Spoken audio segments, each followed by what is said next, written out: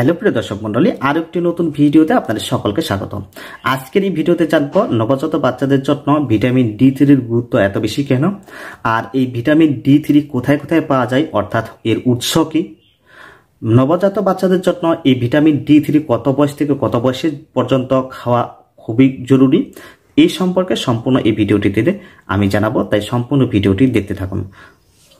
তো প্রিয় দর্শক মন্ডলী, এই ভিটামিন D3 হলো ক্যালসিয়ামকে অ্যাবজর্ব করার জন্য দিয়ে থাকেন। ভিটামিন D3 এর অভাব থাকলে বাচ্চাদের বিভিন্ন সমস্যা হয়। মায়ের দুধের মধ্যে সেরকম ভিটামিন D3 পাওয়া যায় না, আর ক্যালসিয়াম থাকে, সেই ক্যালসিয়ামকে মায়ের দুধের ক্যালসিয়ামকে অ্যাবজর্ব করার জন্য এই ভিটামিন D3 কে দেওয়া হয়। ভিটামিন D3 মায়ের দুধের থাকে না, কিছু ফরমালিন দুধের মধ্যে থাকে, কিছু ভিটামিন মিনারেলসের মধ্যে থাকে, কিছু ভিটামিন ড্রপের মধ্যে থাকে। তো সেইগুলি ছাড়া মায়ের দুধের মধ্যে সেরকম কিন্তু ভিটামিন D3 থাকে না। তাই প্রত্যেকটি বাচ্চাকে ভিটামিন D3 খাওয়ানোর পরামর্শ দিয়ে থাকেন।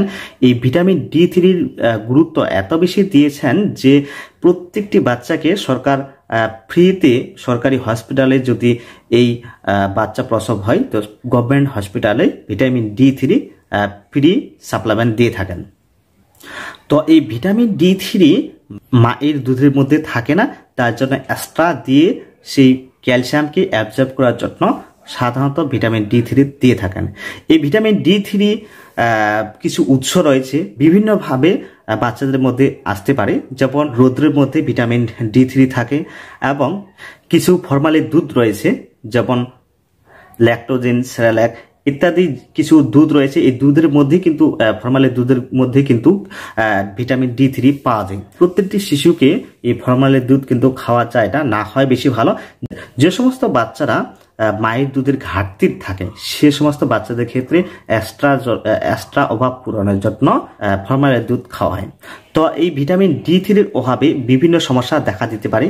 সবথেকে ভিটামিন D3 এর অভাবে রিকেট রোগ দেখা দেয়, বাচ্চাদের হাড় বেঁকে যাওয়া, এটি হলো সবচেয়ে বড় সমস্যা। হাড় ভঙ্গুর হয়ে পড়া ইত্যাদি বিভিন্ন সমস্যা সৃষ্টি করতে পারে। তাই বাচ্চাদের 1 বছর থেকে 1.5 বছর অবধি এই ভিটামিন D3 দেওয়ার পরামর্শ দিয়ে থাকেন। তো ভিটামিন D3 গুরুত্ব আপনারা বুঝতে পারলেন যে ভিটামিন D3 এত বেশি গুরুত্ব কেন বাচ্চাদের। তো বাজারে দুটি ফরম্যাটে ভিটামিন D3 পাওয়া যায়, একটি হলো 400 ইউনিটের আর আরেকটি হলো 800 ইউনিটের। তো এই 400 ইউনিট এবং 800 ইউনিট কত পরিমাণ ডোজে বাচ্চাদের খাওয়া যেতে পারে।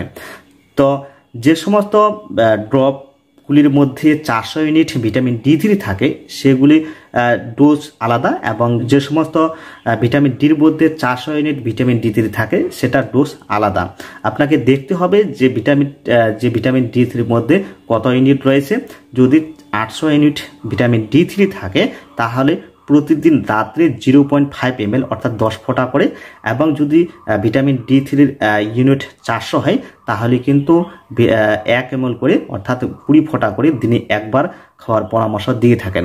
এভাবে কন্টিনিউ 1 বছর থেকে 1.5 বছর পর্যন্ত এই ভিটামিন D3 খাওয়ার পরামর্শ দিয়ে থাকেন। এই ভিটামিন D3 বাচ্চাদের সকালে বা সন্ধ্যায় যদি রোদ্রের মধ্যে রাখতে পারেন, তাহলে কিছু ভিটামিন D3 উৎস পাওয়া যায়, সেখান থেকেও কিন্তু বাচ্চাদের ভিটামিন D3 অভাব অনেকটা পূরণ হয়ে যায়। তো ভিটামিন D3 কি কি সাইড এফেক্ট রয়েছে।